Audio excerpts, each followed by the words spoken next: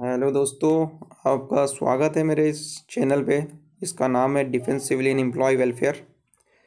तो इस चैनल में मैं कुछ सवालों के जवाब लाया हूँ जो मेरे फ्रेंड्स दोस्त वगैरह हमेशा पूछते रहते हैं कि यार ये डिफेंस सिविलियन है क्या है, एक चीज़ क्या है, ये प्रजाति पाई कहाँ जाती है। तो उसी पे मेरे को आइडिया है कि यार एक काम करते हैं, ये सवाल तो बहुत लोगों के दिल में होगा, तो इसी में क्लियर करने की कोशिश करेंगे वीडियो में, ताकि बहुत से लोग जो पूछते हैं वो भी, और जो जिन्होंने पूछा नहीं लेकिन दिल में है उनके सवाल अब तक, तो उन्हें भी जवाब मिल जाइए कि डिफेंस सिविलियन है कौन, कैसे अपॉइंट होते हैं और कहाँ काम करते हैं ये। तो डिफेंस सिविलियन और सिविल डिफेंस दोनों अलग अलग चीज़ होती है। तो सिविल डिफेंस के बारे में आपसे सवाल है कि आप कमेंट में बताना कि सिविल डिफेंस क्या होता है। मैं डिफेंस सिविलियन के बारे में आपको बताता हूँ, आप मुझे बताना कि सिविल डिफेंस क्या होता है। ठीक है, तो शुरू करते हैं। फ़िलहाल पहले सवाल का जवाब आपका कि सिविल डिफेंस नहीं, सॉरी सिविल डिफेंस नहीं, डिफेंस सिविलियन एम्प्लॉय ये मिनिस्ट्री ऑफ डिफेंस के अंडर आते हैं और ये तीनों सेनाओं में होते हैं, तीनों सेनाओं के साथ में मिलके काम करते हैं। ये तीनों सेनाओं में ये अपॉइंटमेंट होती है, जैसे थल सेना, जल सेना, वायु सेना, सभी सेनाओं में होते हैं ये। और लेकिन इनमें और फौज में फ़र्क ये होता है कि इनको वेपन्स और यूनिफॉर्म ऑथराइज नहीं है। ये सिविल ड्रेस में रह के अपने ड्यूटी अंजाम देते हैं और कोऑर्डिनेशन के साथ फ़ौज के साथ में काम करते हैं, लेकिन यूनिफॉर्म और हथियार के बिना। मैक्सिमम ऑफिशियल्स ऑफिस वगैरह में काम करते हैं, ये ऑफिस में हो गया, और पैसेंजर वगैरह हो गए, और ट्रेड वर्क्स वगैरह इसमें सहायता करते हैं। और इनके लगने के लिए क्वालिफ़िकेशन मिनिमम होती है 10वीं और 12वीं तक।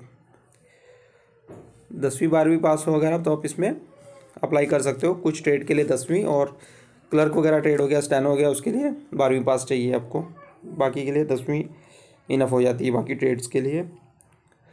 इसके ट्रेड के बारे में और किसी वीडियो में अगर आपको जानकारी चाहिए तो कमेंट में लिखना, मैं इसके ट्रेड कौन कौन से होते हैं, इसमें कैसे कैसे पॉइंट होते हैं वो भी बता दूंगा। तो आज सिर्फ इनके बारे में थोड़ा सा नॉलेज। और ये सेकंड थिंग, ड्यूटी आवर्स। तो इनकी ड्यूटीज़ आवर्स ये डिपेंड होते हैं इनके ऑफिस टाइमिंग पे।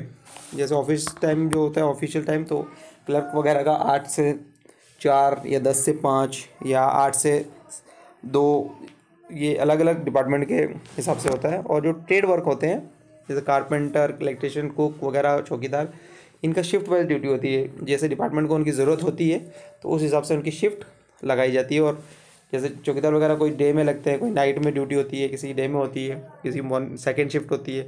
तो जैसे वार्ड साइकाउस वगैरह हो गए, उनको भी फर्स्ट सेकंड थर्ड शिफ्ट में काम करना पड़ता है। तो ये ड्यूटीज़ डिपेंड होती है डिपार्टमेंट्स की नीड के ऊपर। जैसे डिपार्टमेंट को ज़रूरत है उसके मुताबिक वो टाइम आगे पीछे करते हैं।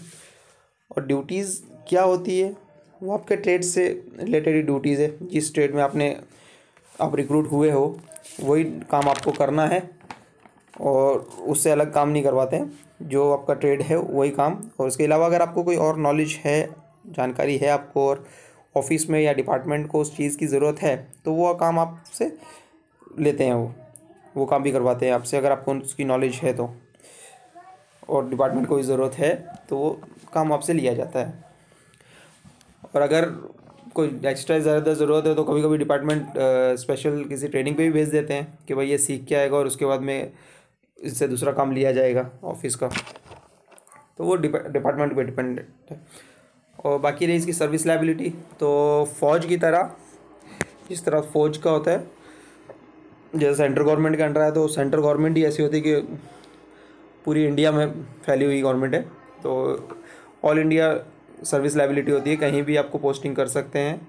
आप मना नहीं कर सकते इसमें कि मैं उस स्टेट में नहीं जाऊंगा या इधर से उधर नहीं, या मेरे स्टेट में चाहिए। जहां आपको भेजा जाएगा वहां आपको जाना पड़ेगा।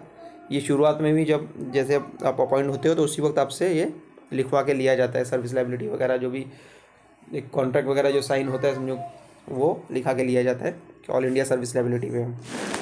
और पे वगैरह इसमें मिनिमम अगर आप फर्स्ट पे भी उठाओ तो 35 प्लस ही आती है।